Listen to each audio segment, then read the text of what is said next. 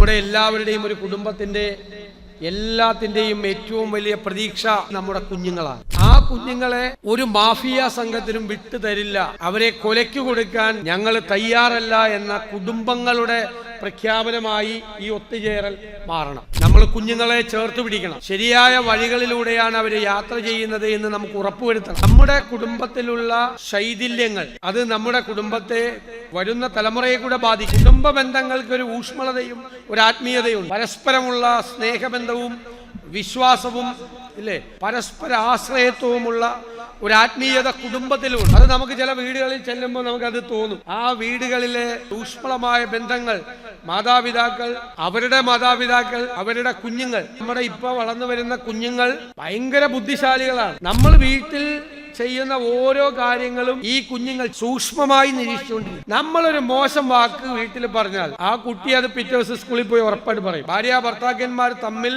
സംസാരിക്കുന്നത് നമ്മുടെ വീടുകളിൽ നമ്മുടെ മാതാപിതാക്കളോട് നമ്മൾ എങ്ങനെയാണ് പെരുമാറുന്നത് എന്ന് ഈ കുട്ടികൾ കണ്ടു വളരുകയാണ്.